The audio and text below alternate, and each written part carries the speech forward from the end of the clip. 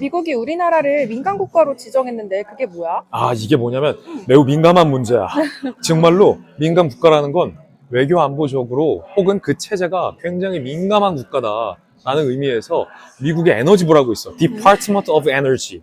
말 그대로 미국의 에너지부가 지정해서 그 리스트를 관리하는 명단인데 SCL이라고 하거든. Sensitive Countries List라고 해서 민감 국가 목록이야. 그런데 그걸 작년 12월에 바이든 정부가 우방국인 우리에게 예고도 없이 덜컥 그 리스트에 올려놓은 게 뒤늦게 알려지기 시작한 거지.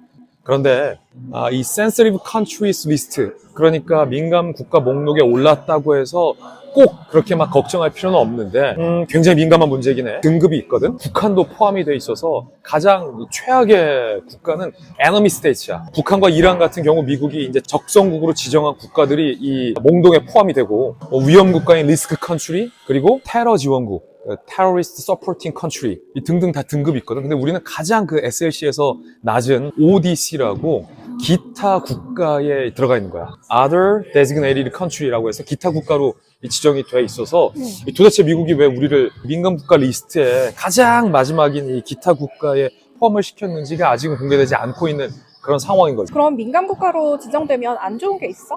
아무래도 미국의 어떤 정부의 방침상 민간국가 리스트에 오른 국가들과는 최첨단 미래 기술이나 아니면 굉장히 국가 안보에 영향을 줄 수 있는 군사 정보, 그리고 핵 원자력 관련된 기술 협력이 제한을 받을 수도 있다라고 명문화돼 있긴 해. 그래서 사실은 국내 정치권 일각에서는 우리나라가 민간국가로 지정됐기 때문에 이제 앞으로는 미국과의 어떤 군사 정보도 교류 못하고 미국과의 어떤 핵 원자력 기술 교류도 다 물 건너가는 거 아니냐라고 단정져서 얘기하는데, 내가 취재해보니까 당장 그런 건 아니야. 일단은 우리나라가 전통적인 우방국이잖아. 그래서 미국의 우방국 중에서는 우리나라랑 이스라엘 정도가 올라 있는데, 우리나라와 미국이 당장에 군사 교류나 아니면 군사 정보를 공유하지 않는다는 움직임도 전혀 없고, 그리고 사실 한미 간의 핵 원자력과 관련돼서 굉장히 긴밀하고 수많은 기관들이 한미가 같이 일을 하고 있거든. 이번에 우리가 SLC에 올랐다는 것도 어떻게 알았냐면, 우리나라 그 핵 원자력 기관과 미국의 핵 원자력 정부 기관이 같이 이제 연구를 하다가 미국 그 관리들이, 야, 너네 그거 들었어? 이번에 바이든 정부에서 한국 거기에 올렸다던데? 그거 올리면 앞으로 우리 연구 어떻게 되는 거야? 라는 문의가 있어서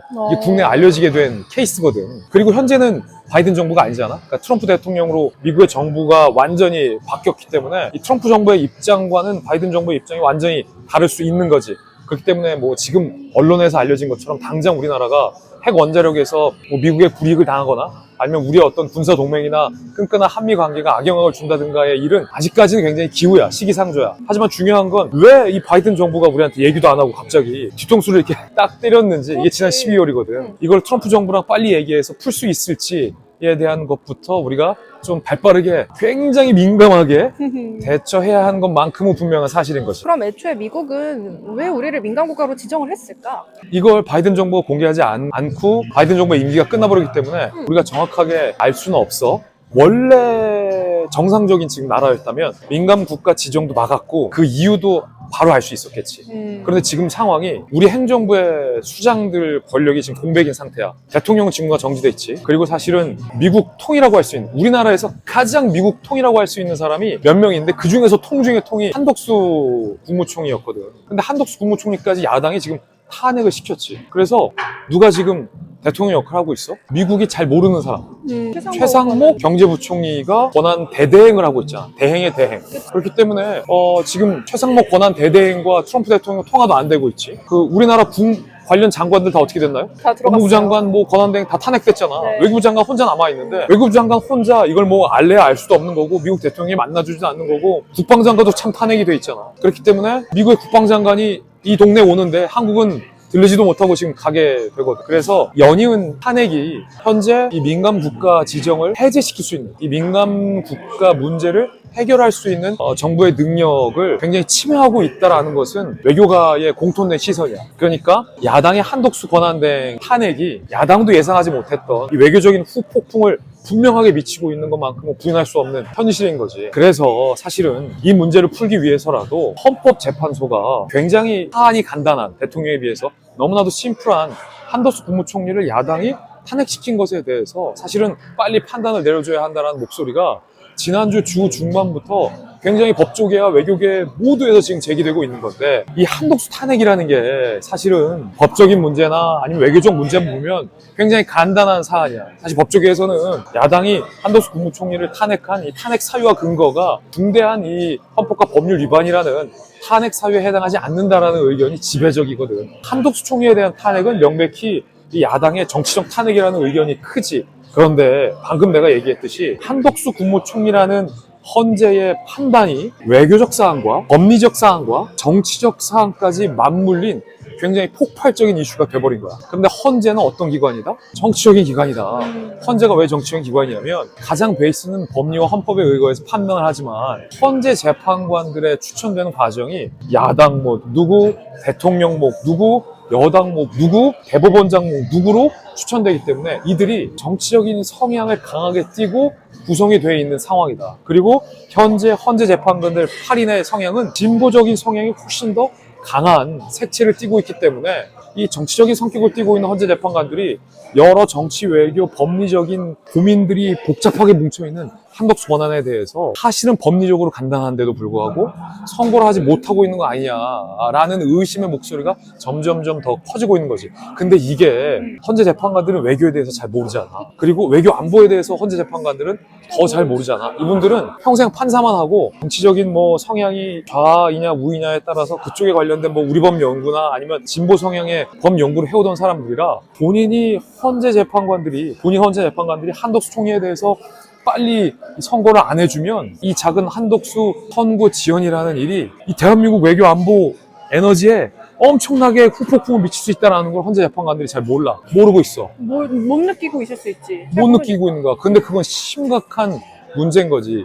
모르면 배워라. 나 같은 외교안보 분야에서 오래 취재를 했던 혹은 외교안보 다른 전문가들이 목소리를 높여서 지금 얘기하고 있는 게 헌재가 정치적인 논리로 혹시 이 한독수 권한대행에 대한 선고를 좌고우면하고 있다면 그러지 말고 법리대로 빨리 이번 주라도 한독수 총리에 대해서 판단을 내려서 복귀를 시킬 수 있다면 복귀를 시켜라. 그래서 한독수는 이 SCL, Sensitive Countries 리스트가 발효되기 직전에 미국 통이고 미국이 아는 사람들도 많고 미국도 한독수에 대해서 잘 알고 있기 때문에 이걸 막을 수 있다면 빨리 막을 수 있게 등판을 시키고 한독수 권한 대행하고 적어도 트럼프 대통령과의 정상 간의 통화를 통해서 이 문제가 한국에게 굉장히 중요한 문제일 수 있다는 것을 어필이라도 할 수 있게 해야 한다라는 목소리가 외교가에서 그리고 외교 안보가에서 굉장히 커지고 있는 거지. 외교부 장관이 이 문제를 풀 수는 없는 거야. 조태열 장관은 현재 못 풀고 있어. 아니 그래서 미국이 우리를 민간 국가로 왜 지정을 한 거야?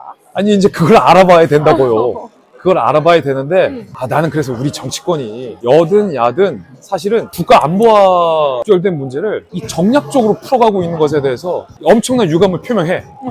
나 따위가 뭐라고 생각할 수도 있지만 일단 나는 유감을 표명할게. 네. 왜냐? 자, 첫 번째 야당은 현재 여권 내의 주요 대권 주자들이 우리가 핵 무장을 해야 된다 혹은 핵 능력을 강화해야 된다라는 목소리를 이 탄핵 이후에 냈기 때문에 미국의 에너지부가 우리를 민간국가로 지정했다라고 주장하고 비판하고 있어. 그런데 이건 정말 하나만 알고 둘을 모르는 섣부른 단정이야.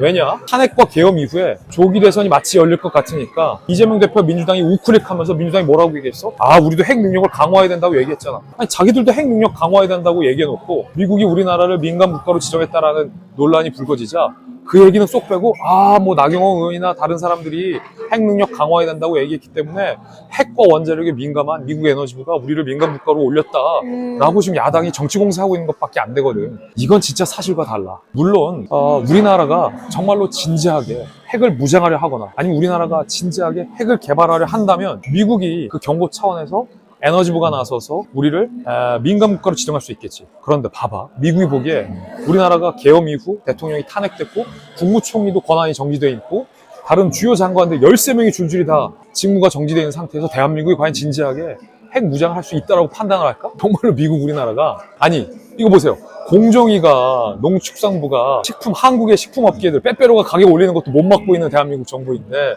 미국이 우리가 핵을 독자적으로 개발할 우려가 있다라고 생각해서 민간 국가로 지정했을 가능성은 사실상 없다는 거지. 그러니까 핵 강화, 핵 무장론 때문에 민간 국가로 지정했다는 야당의 주장은 정치 공세에 불과해. 자, 그다음 여당. 그럼 여당은 뭐라고 얘기를 하냐?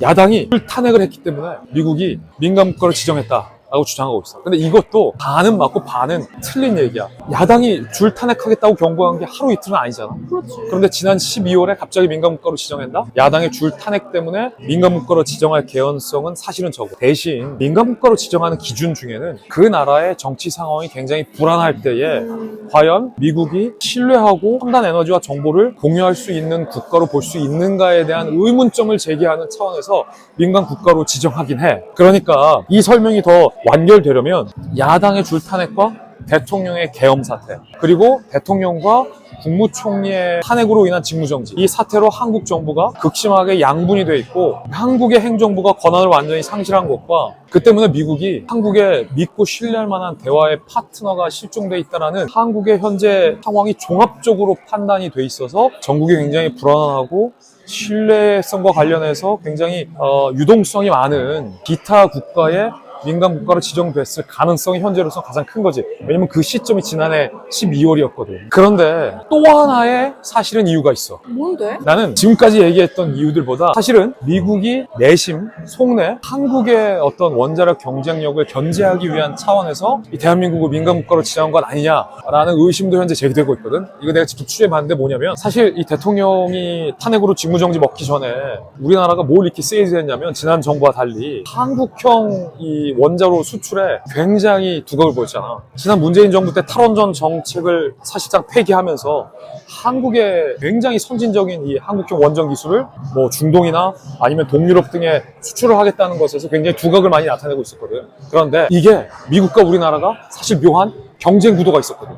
그래서 미국이 한국을 견제하기 위한 수단에서 우리나라를 민간 국가로 지정한 것 아니냐라는 추측도 나와. 그 예로 아까 내가 한미 양국이 원자력과 관련된 부분에서 굉장히 많은 기관들에서 상호 협력 연구를 진행하고 있다고 했었잖아. 한미 양국이 2011년부터 2020년까지 파이로 프로세싱 기술, 이게 뭐냐면 사용 후 핵 연료를 어떻게 재처리할지에 대한 기술 연구, 그리고 이 냉각 장치를 같이 연구하는 연구를 굉장히 활발히 해왔거든. 그런데 이 한미의 공동 연구가 1단계, 2단계가 쭉 있는데 1단계 또 매듭 짓지 못한 채 끝났다는 거야. 그래서 그 이유를 알아보니까 해당 기술이 워낙 첨예하고 그 기술과 관련해서 한국이 두각을 나타내자 미국이 한국을 견제하기 위해서 막고 있는 건 아니라는 얘기가 그 당시에도 이렇다는 거야. 최근에 무슨 일이 있었냐면 미국의 원전 수출을 전문으로 하는 미국 기업이 있어. 그 기업 이름이 뭐냐면 웨스팅하우스라는 미국의 원전 기업인 경쟁사인 대한민국의 한국 수력 원자력 공사에 대해서 미국 법원에 소송을 제기했어. 그 소송 내용이 뭐냐면 한국의 원전 기술을 수출을 금지시켜라 라는 소송을 미국 법원에 낸 거야. 그런데